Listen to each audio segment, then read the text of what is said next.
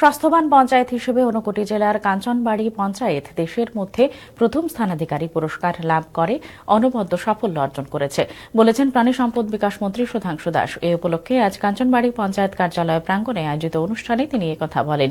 এই পঞ্চায়েত আগামী দিনেও জনকল্যাণে ও জনসান্নিধ্যে প্রধানমন্ত্রী নরেন্দ্র মোদীর দিশা সবার জন্য সবার উন্নতি এই ভাবনায় গ্রামোন্নয়নের কাজ করে যাবে বলে জানান তিনি। উল্লেখ্য, কেন্দ্রীয় সরকারের পঞ্চায়েতি রাজ মন্ত্রক থেকে দীনদয়াল উপাধ্যায় পঞ্চায়েত সতত বিকাশ পুরস্কার হিসেবে 1 কোটি টাকা পুরস্কার পেয়েছে কাঞ্চনবাড়ি পঞ্চায়েত। চলতি মাসের 3 তারিখ নয়াদিল্লিতে এই পুরস্কার দেওয়া হয়। এদিনের অনুষ্ঠানে উপস্থিত ছিলেন জেলা সভাধিপতি অমলেন্দু দাস, কুমারঘাট পঞ্চায়েত সমিতির চেয়ারপারসন সুমতি দাস, বিডিও সুশান্ত দত্ত প্রমুখ।